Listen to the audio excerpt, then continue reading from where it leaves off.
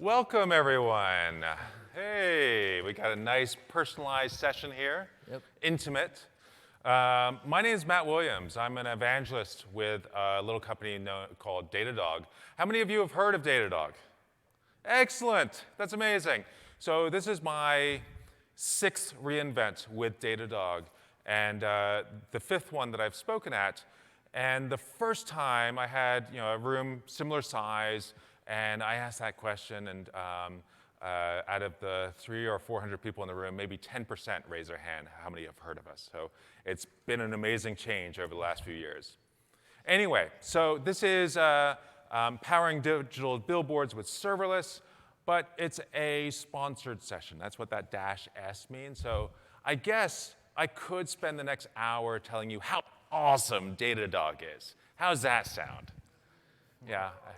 Okay, some people are excited about that, but I think the rest of you are not. And so we've invited one of our great customers, Place Exchange, to come in and tell you about how they use AWS and building with serverless to build their ads auction platform. It's an amazing session, and I think we're going to get a lot out of it. But before I introduce him or bring him on, well, he's right here, but notice that there's this little piece of paper right in front of you or under your butt or wherever it is, and it's got on the, I don't know if it's at the back or the front, but one of the sides has a little QR code. If you scan that, you're going to be entered to win an iPhone or Pixel. If you go down to our ARIA booth, our booth here in the ARIA, I think we're giving away a Nintendo Switch every 15 minutes. That's a lot of Switches. Turns out you can't buy them in bulk, and we have to buy them separately. So a lot of work was in that. So you have like a 1 in 6 chance of winning a Nintendo Switch. So that's pretty awesome.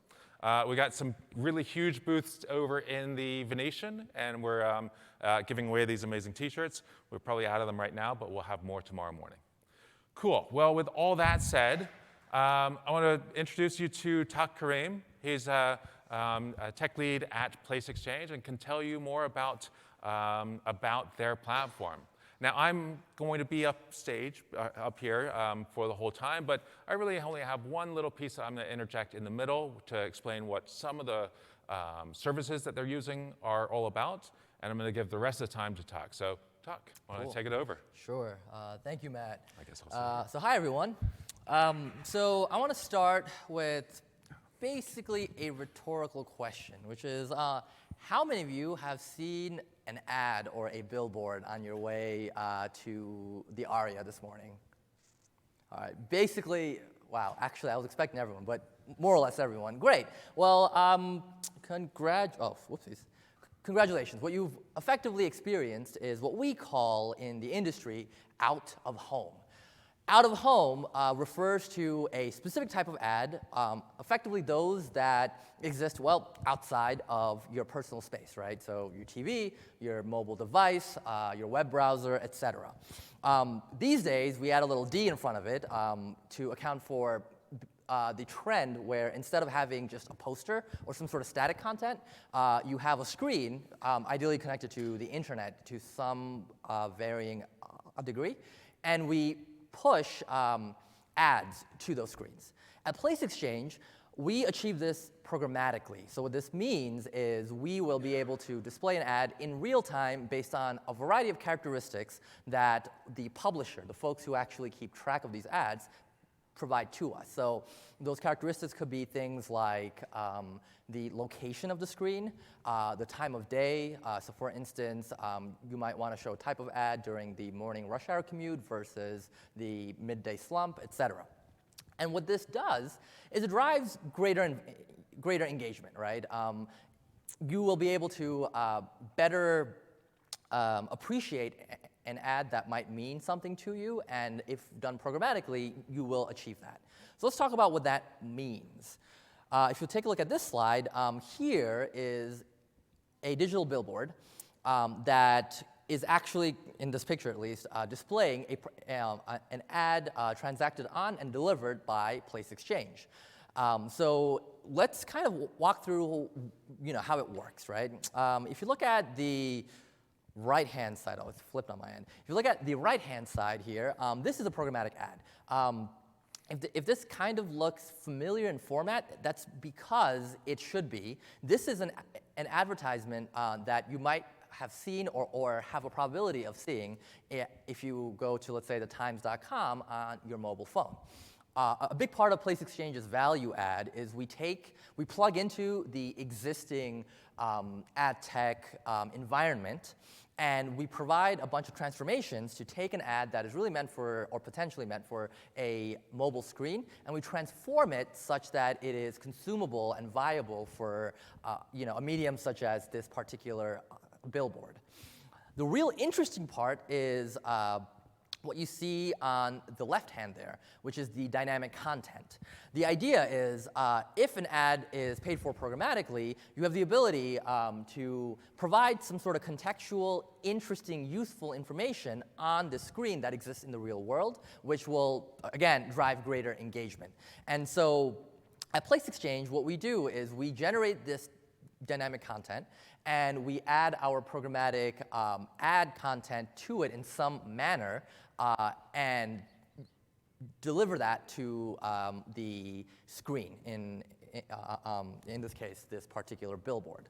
Now, the one thing to call out is that the billboard is just one of a variety of different screen types that we might be able to, or that we do particularly support. So to give you an example of that, the picture on the bottom left hand is a collection of screens that is maintained by an airport a publisher. So the term publisher is again, the company or the folks who maintain these screens out in the real world. I'm not sure which airport in particular this screen comes from, but the idea is that we support screens of this manner, which might have a completely different context. So for example, if a hypothetical town, let's say Vegas, happened to have a potential, convention with tech folks who are in town, they might want to display ads for CI/CD pipelines or so forth, which is kind of what I saw when I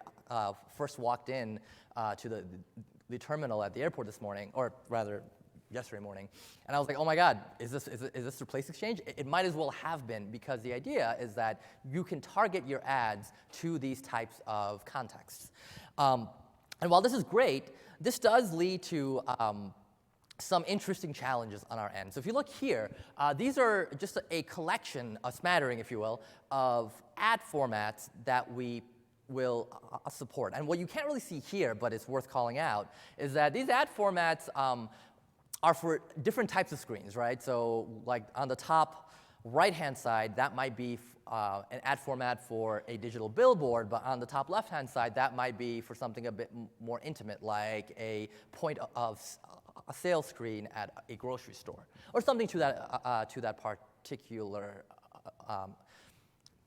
idea, right? And so the complexity is, well, how do you do this, right? Like, how do you actually support all of these different particular variations in real time? And so our solution to this is basically abstract all the things.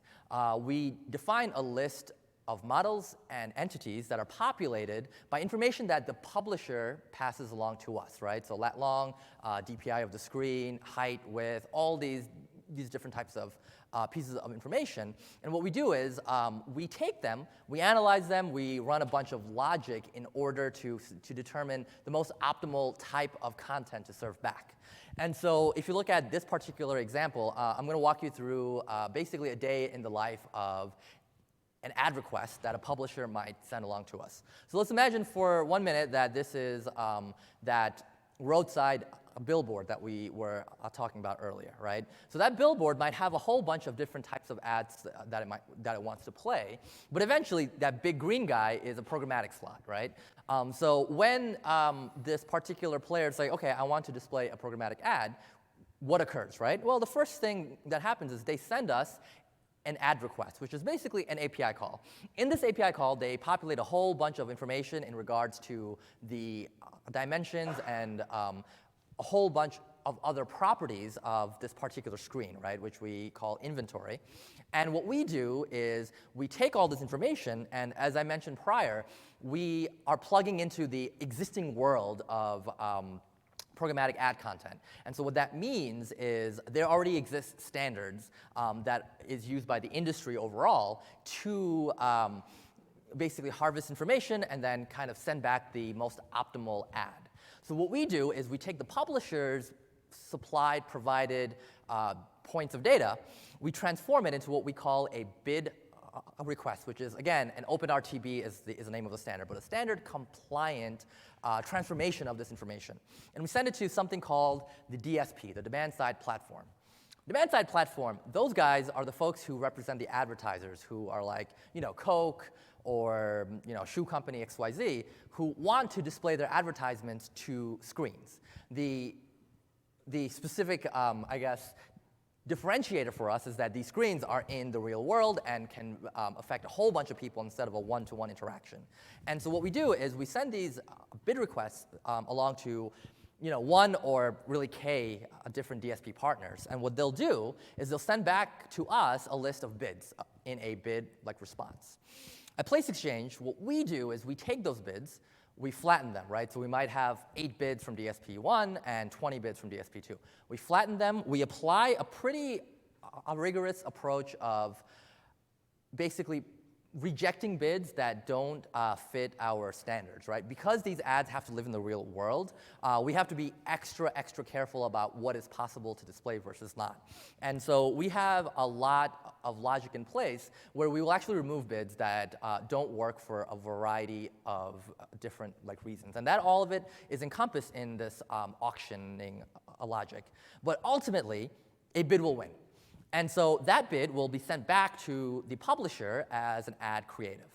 And again, this bid may or may not just be the ad content, right? It could be the ad content plus the dynamic content. It could be a whole bunch of different things. And ideally, the publisher will go ahead and display it, right, on their screens. Once they do, they pass back to us a play, which is another API call, which is them acknowledging, hey, we played this particular ad. This is a contractual agreement, and we use this as sort of a source of truth to effectively tell the particular DSP whose bid made it all the way through that, hey, congrats, you won. And excuse the lack of format here. This is a very scary smiley, but it's supposed to be dollar signs because this is how we get paid effectively. So that was a great, wow, that's scary. But then, so that's basically the long and short of it, right? So this is a day in the life of an ad request going from the actual billboard to the side of the business that contains all the advertisers, then all the way back to us who can consume the ad and so forth. So how do we build this, right? Well, our initial V1 architecture was basically a Flask app. It was deployed to ELB, and we basically had the bare minimum observability and monitoring in place that was responsible, right? So uptime, response time at XYZ. And so this worked, but I want to share a quick story. So when I joined Place Exchange about 2.5 years ago, I joined on a Monday, and I remember walking in to stand up, and there was a war room, right? Because what happened was a feature was added, and at some point over the weekend, the service started to fail. And so it didn't go down completely, so it wasn't a foobar type of failure, but something went down, and all of a sudden, ads weren't being displayed anymore. And because we had the bare minimum in observability and in monitoring, we knew something was wrong, but we didn't know what. And so that kind of, I think, highlights some of the drawbacks, right? You're flying blind, more or less. Infrastructure in this manner, architecture of this nature is not basic, right? And so there might be multiple points of potential failures that you want to be able to monitor and observe, right? Beyond that, as you scale a system of this particular nature, different parts might scale in different ways, at different rates, if you will. And so being able to manage cost versus scaling is actually hard because you don't know where the performance issues are coming from if you don't have a very good, deep, granular view into the entire application. And so when we started it, when we built V2, we took a new approach. And Matt, I'll let you dig deep into some of the technologies that we spoke about. So I want to come in and interject here just to make sure that everyone understands what all these services are. There's 6 services being listed here. And I don't know about you, but when I look at the list of all the services on AWS, I don't know what most of the bazillion services actually do. So let's make sure that we level set ourselves. API Gateway first off. API Gateway is kind of that front end to your APIs, whether they're RESTful APIs or WebSockets. Once you configure the API Gateway, you kind of get along for free things like rate limiting or throttling your API. Maybe you only want to give access to 100 requests per minute for individual customers. You also get authentication, authorization, maybe through Cognito or IAM. You get logging. You get a lot of other benefits of using the API Gateway. And maybe that's one of the more well-known ones. The next thing on the list is Kinesis. Kinesis is a great streaming service. So if you've got data being streamed in from, and maybe not all at a consistent rate, but a little bit here and there, but from thousands or hundreds of thousands of sources, thank you, then you're going to want to use Kinesis to help organize all that, help bring that all in a organized way. And so Kinesis will help you do that and is an amazing service for doing that. Next, we've got Glue, because probably you've got bringing all this data in, you want to be able to tweak it. You want to be able to query it. You want to be able to understand the data that's coming in.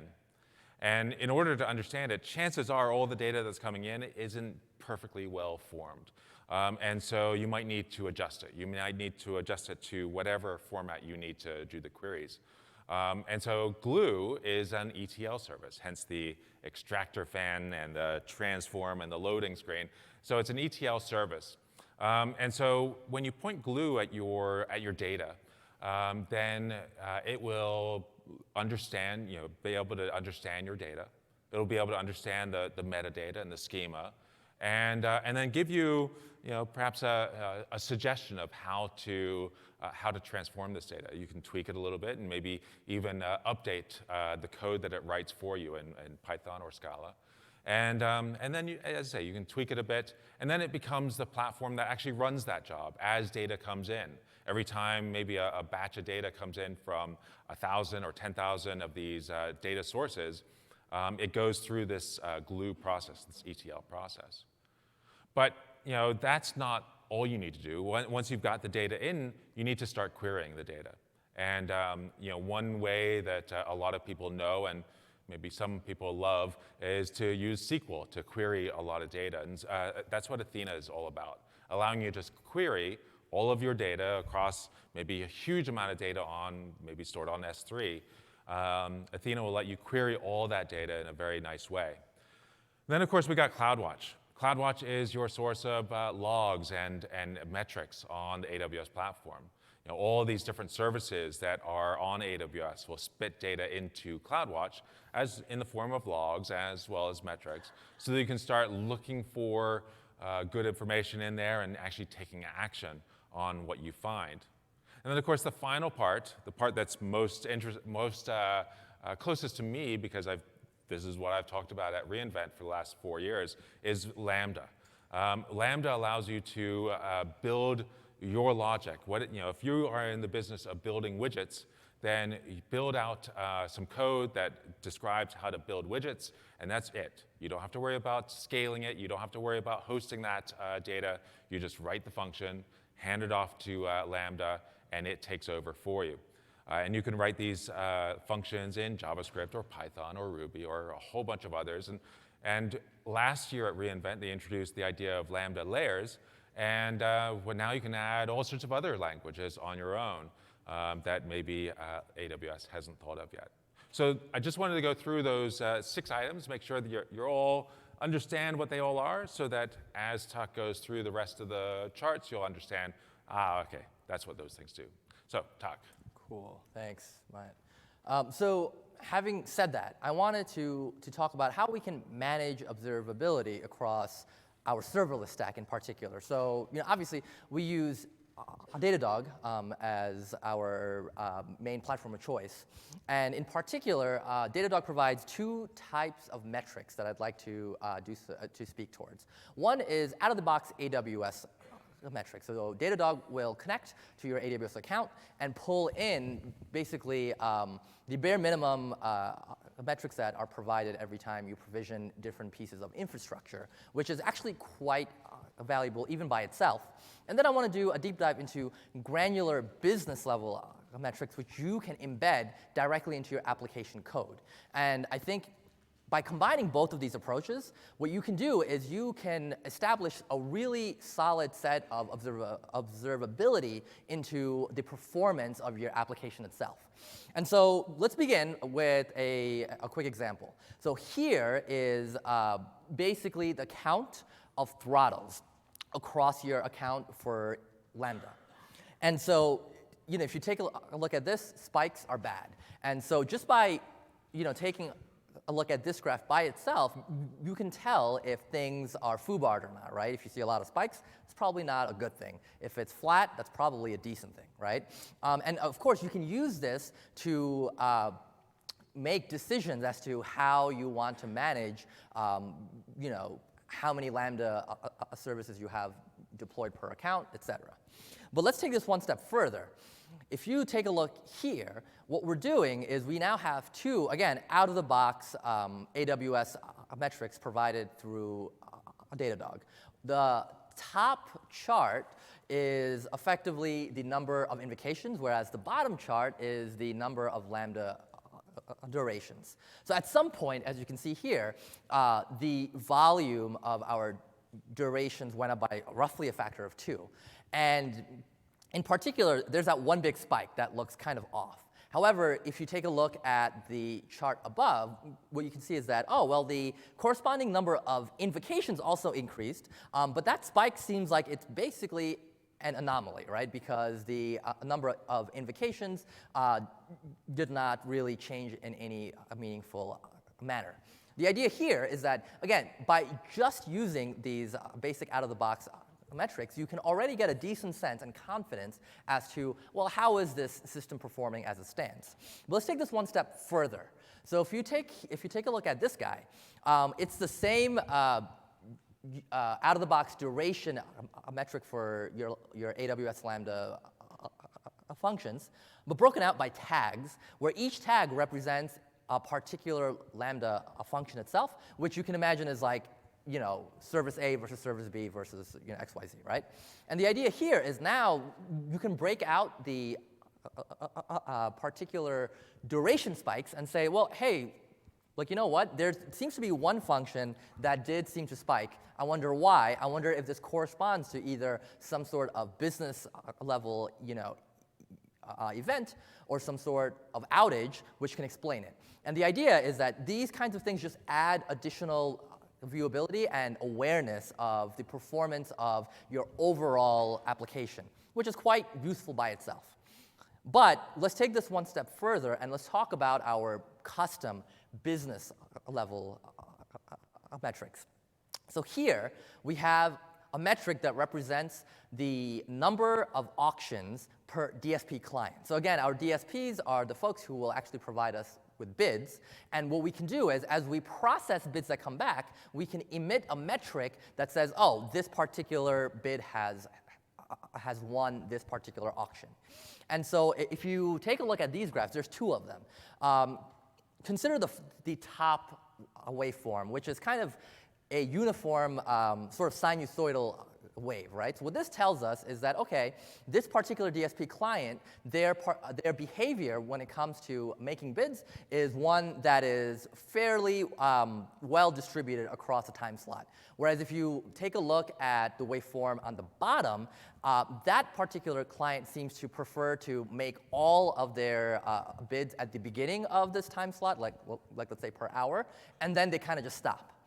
So again, this is useful from an engineering perspective, but if you can imagine, this is even more useful for, say, adjacent product teams or AdOps teams, because they probably come at this knowledge with a different context, a different perspective, and now they also have the ability to glean particular insights that might not be super interesting or useful from the engineering perspective, but from the organization perspective, it's very valuable. And so the point I'm trying to make here is that custom business metrics give us a more 360 holistic view that isn't just engineering performance, right? It could be like business level performance or product performance or like variability and so forth. Now, if you take this one step further, what you can do also is you can observe these behavioral characteristics over a longer period of time and try to ascertain trends or attempt to come up with understanding of like, oh, well, why did the waveform that spiked in the beginning start to bottom out as we went forward? Again, these are things that might not be useful to engineers, but could be useful to the organization. The last piece I wanted to talk about when it comes to custom metrics in particular is let's revisit this particular diagram.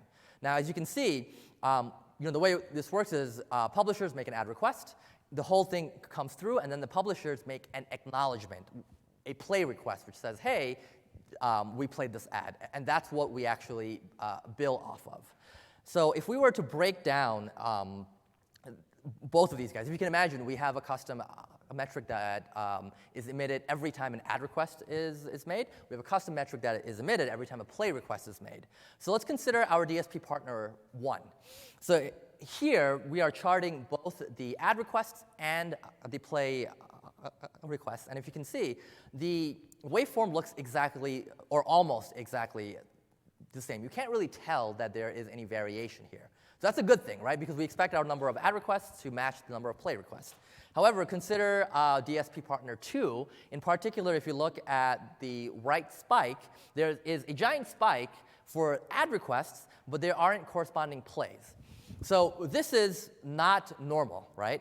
And the idea here is that we can use these types of behaviors to either be like, okay, what's wrong and why why is this going wrong? But more importantly, you could potentially say, oh, you know what? Maybe like what occurred is we blasted, or our publishers blasted us with a whole bunch of ad requests, and we were not able to process the corresponding plays. Maybe this is a story of, oh, perhaps the publisher experienced some downtime, and here is a very good indication that, okay, the downtime resulted in acknowledgments that did not necessarily play out. The idea is you can use this as a way to alert stakeholders and let them know that, okay, performance might be degraded, not necessarily because of an engineering reason on our end, but due to reasons from partners, right? And again, you get more context and you get a better understanding of how your system is working overall. Now, if we could delve into the guts of a custom metric name, it's useful to have an organization-wide acceptance and agreement towards how you want to name your custom metrics, because then everyone can potentially parse it down and understand the context and what it means. So what we've done is we've opened up a request for comments doc. We had a few rounds of back and forth, and we ultimately agreed into this structure where we basically break down our custom metric name against these 4 pieces: the service, the app, the category, and the metric itself. Now, the idea is once you do this, if you're an engineer and you see, again, some sort of behavior that looks odd, you can very quickly pinpoint, well, okay, where is this metric being emitted? But if you're not an engineer, you can still kind of understand, okay, where is this coming from and what does this mean to me and my particular department? Now, if you go further and you also break this down by tags. So here is an example of I talked about our auction logic and how we are very aggressive in ensuring that the quality of the ads that come back are up to snuff. And so when we do reject an ad, we emit a metric that keeps track of, well, the overall reason for why we chose not to go forward with it, and then a more granular human readable reason. And we also add a tag for the particular buyer who made this ad or who made this bid. The idea being that with all of these, all this information embedded in that particular metric, it's very easy to drill down, okay, well, which buyer is responsible for an ad that might not be showing up, or why, or more importantly, if you see this, it might be a good point to say, okay, well, let's go further into the specifics and understand why this particular metric is being emitted in a way that's odd, right? And ultimately, with all of this in place, right, you have custom metrics, you have a bunch of tagging that gives you a lot of dimensionality around these pieces. What this allows us to do is we can set up a whole variety of monitors. We can use these monitors to be able to alert us if things start to creep up or creep down to values that are not comfortable. So I'll give you one example of this. We rely on the geocoding API in order to take lat longs, so we know where all of our screens are, or rather our publishers know, and they will tell us, like, oh yeah, that screen is on the corner of that room over there, or something to that effect. And we try to pick up like the zip code and other bits of information that is useful for sales activation and all of these pieces.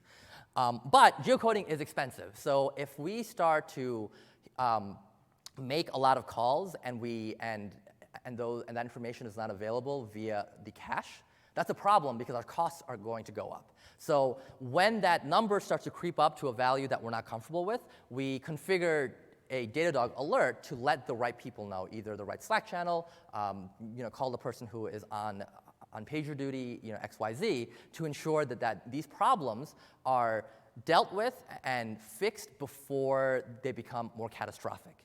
And I'll give you some case studies towards the end where we actually use this to a great effect recently in this year. But ultimately, overall, if you put all of this together, the monitoring, the alerting, et cetera, what you effectively have is this concept of an information furnace. You can take a bunch of these insights, you can put it into these dashboards, right? And the dashboards could be like, okay, here's like the basic overall trends in the system, the invocation limits, the max durations, et cetera. Or it could be very custom things like, okay, the number of auctions we won, the number of auctions we lost, XYZ. And if you plaster them all around your office, or you push it to Slack every morning or something, what you do is you create information that radiates out, so people don't have to track down information when things go wrong, but instead, you create a culture of people being like, oh yeah, this looks right, or this does not look right, why not? Let's kind of try to dig deeper and understand. And that's kind of the point, right? Like that's why we want our observability, and that's where we want to end up with putting these custom metrics in place. Now, having spoken about that, let's talk about how we can collect metrics from our Lambda functions themselves. Now, typically, you might expect something that looks like this. You have statsd, it's some sort of daemon configured, and you have one or many instances of your hosts. They push all of your metrics to statsd or docstatsd or what have you, and typically each one has a different host name, which we can use as a way to dedupe. The problem is even a long-lived Lambda will live for 15 minutes max, right? Docstatsd is intended to be a long-lived process, so you could probably go through all the work of configuring that infrastructure. Now you have to manage it. Now you have to connect your 15-minute Lambda invocations to connect to it, which might actually have its own performance hits. But even if you did all that, there's no concept of a host name per Lambda invocation or Lambda environment, right? So the whole point of it is, when load is high, AWS might spin up one or n invocation environments, right? And if they all try to send the same metrics, they might override each other, which is problematic. And so we went through a whole bunch of different iterations on this process, but what we ended up with was this particular architecture. What we do is our Lambda functions actually write to CloudWatch logs. And we have this concept of a CloudWatch subscription filter. And what that does is it's a Lambda function that basically consumes a log-level event as it comes in. I mean, in practice, it does so in batches and so on and so forth. But the idea is you effectively run your Lambda process every time a new log level event comes in or a log line comes in. And what we do is we process that log line, and we use Datadog's distribution of metrics API, which is really built for problems of this type, to pass along those metrics to Datadog without having to worry about doc.stats.d or host names and so forth. And so what we've done is this gives us an asynchronous way to pass along all the metrics that are currently being emitted by our different Lambda applications in a way where you don't drop any sort of metrics. It doesn't really matter if it's 15 minutes long or 8 minutes long. It's all an asynchronous process. And so what's that, what that ended up doing for us is this is the approach that we have now. It seems to work fairly well. And basically, that's how we got around the doc.stats.d problem in particular. So having talked through that caveat and having talked through, well, here's how we can harvest all the metrics that are emitted from our Lambda function in particular, let's talk about system architecture. So how do we build this thing? So if you take look at this. I talked about this and how this guy worked, and I said, all right, well, initially we built it as a Flask app. Then we refactored it to use a serverless architecture. So in particular, I'm going to talk about the ad request flow. So when the publisher says, hey, please send me an ad, we go and we harvest all the bids and we pass one back. Let's talk about what that looks like from an AWS infrastructure perspective. So let's begin with our data collection API endpoint. So we used API Gateway to process ad request calls. And what that does is that has a Lambda proxy integration, which will be invoked every time a post request is made or something to that effect. And as mentioned, we do go ahead and we convert it to bid requests. We make a bunch of calls to a whole bunch of different DSPs. But before we send it back to the publisher, we take basically a snapshot of that entire process. We call it an auction event, and we drop it as a log line to a Kinesis stream. Now, this has two use cases. I'll talk about one on the screen. If you can see, Lambda 3, which is right above the Kinesis icon, is an asynchronous Lambda function which will read each log line that comes in and say, hey, if there's a bid, have we seen this bid? If we have not seen this bid, what we do is we push it into a queue for a human to be able to take, basically open up in a browser or in a large screen or something to assure quality. So we both have programmatic checks and we have a manual human check to ensure that compliance is met. And this is just one example of the pattern of using additional Lambdas to read Kinesis stream like log events to do additional processing that might not be critical to the actual path of the ad request, but is quite invaluable for downstream actions. Now, in terms of the key metrics that we take a look at to ensure stability, this is the subservice where we make our geocoding calls. So cache hits versus not is an important metric that we record here. The auction stuff that we talked about, auction wins versus not, and then all the bid filter reasons are key metrics that we record here to understand whether this part of the flow is working as expected. Now moving forward, this is the data processing and reporting flow. So if you remember the Kinesis stream from the previous slide, what we do is downstream, when a Lambda produces a log line to it, we actually pass that through a Firehose stream into an S3. The point of the S3 bucket is to store the data for a certain amount of retention. And we have glue tables where we define the schema of all these log events. AWS Athena actually works with Glue out of the box, and so we can do ad hoc queries for debugging. Or we also use AWS Athena as a data source for our Tableau reports and so on and so forth. So the way this works is basically, Athena through Glue will understand what each property of our logline means, and then we run the queries on the S3 buckets themselves in an on-demand manner.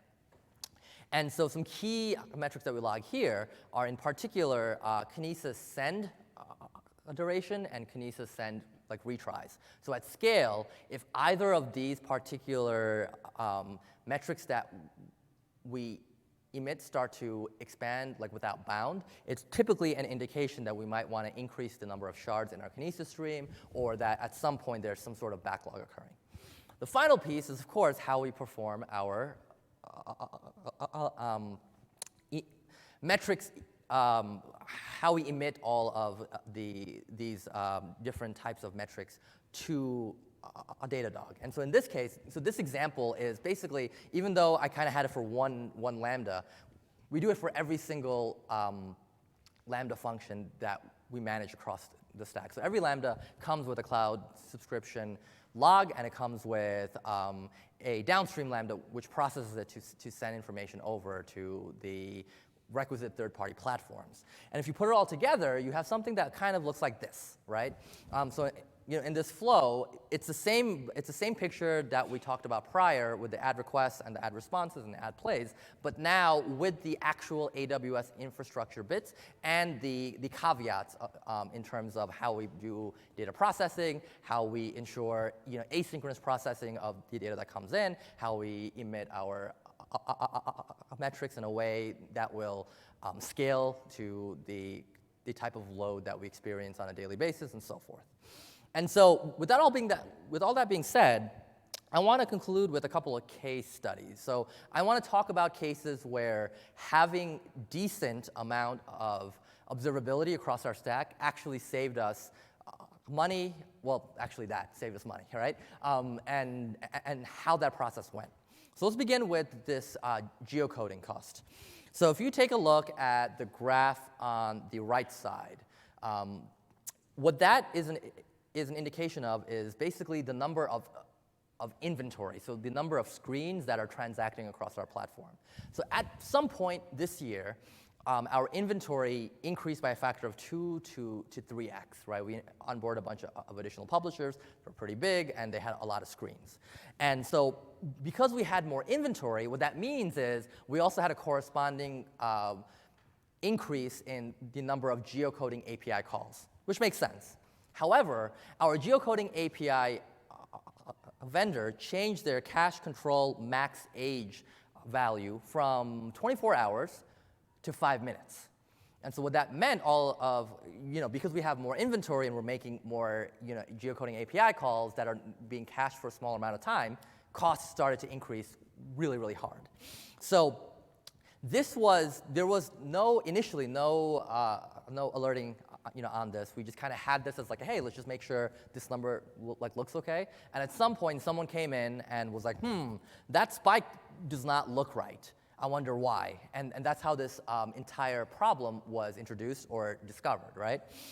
So we put in the required fixes in place, which is basically having our own self-controlled cache in between the geocoding API and the actual Lambda function invocations. And as you can see, once that push went out, the number of cache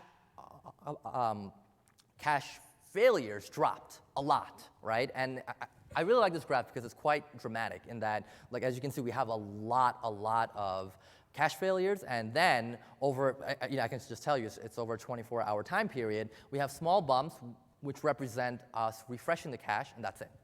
And so this was a nice exercise in one, discovering a problem that we might not have discovered until the end of the month when we were stuck with a big bill.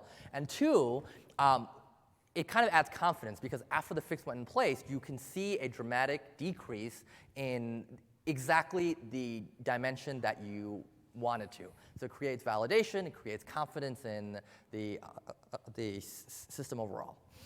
The other example I wanted to talk about was some performance nuances with Elasticsearch. So this one's interesting because the problem did not manifest itself directly as a Elasticsearch performance characteristic. Instead, what it did was we had a monitor that kept track of the number of log-level events that haven't been processed yet in our Kinesis stream. So the idea is if that queue starts to increase in size, we keep track of it and we throw out an alert, because that probably means that the consumer Lambda is starting to fall behind for a whole bunch of potential reasons. So this occurred. I happened to be on call, and so I saw this spike and I said, okay, well, here's a problem. I called up the an additional team member, and we started to just take a look at the different metrics that we had in place to kind of understand, well, okay, is there anything weird going on? And the key insight was this old graph. This graph is basically a Lambda a duration graph, which says that for a specific Lambda that happened to be consuming a specific Kinesis stream, there was a corresponding spike in how long it was being kept alive in order to complete processing. And in fact, it was failing to process the whole thing. And so as a result of this, we were able to dig deep into that particular piece of the code and quickly understand or ascertain that, hey, actually, this Lambda uses Elasticsearch for a specific reason. And once we took a look at the infrastructure and scale, and basically the performance characteristics for our Elasticsearch cluster, we saw that, oh, Elasticsearch was starting to fall behind because the number of events being piped to it was really large. So the fix was like a 2-minute thing, just bump up our Elasticsearch size in AWS, and we were done. And so what was neat about this is that, going back to the example I talked about in the beginning of this talk, where we had some sort of odd performance issue that occurred, which led to us basically having performance degradation for the entirety of a weekend. The same kind of thing happened here. This showed up on Friday, but thanks to decent alerting and monitoring, we were able to find this problem and fix it within the span of about an hour. And so again, the loss incurred is much, much, much less. And I think that is a good way to just kind of encompass, well, why go through all of this trouble in the first place? And so my key takeaways here are effectively this, right? Obviously observability is important, but I think it's not an end state, but rather a culture and a process. So the way I always approach observability every time I create a new system architecture or something is I just say, okay, what are the reasonable things that I might want to keep an eye out for? And then I keep an eye out for it, and as things start to fail, which inevitably they will if your system scales, that will point to more nuanced and granular metrics that you might want to be able to actually start to keep track of. And that's the way that you should do it. And it's basically, a loop that keeps occurring, right? So you do what's reasonable, and then, oh, you know what? Something is going wrong. Let's add some more pieces to ensure that that piece works. And then, oh, something else is going wrong. And you just keep doing that over and over again. And my other point is information furnaces are a big deal.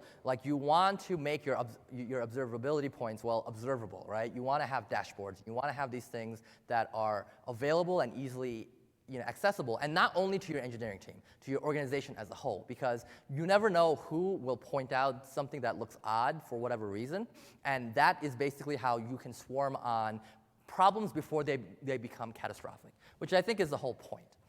And so with that being said, I want to bring on my cat, Layla, who is saying it's time for coffee, because I'm done. Thank you. So it looks like we've got a little bit of time left, about 12 minutes. So if anybody has any questions, there is actually a mic in the middle if you have any questions. Or, yeah, we can we're call done. it. Or, yeah. Anybody? No? Cool. Well, thanks so much for joining us. Bye. Appreciate it.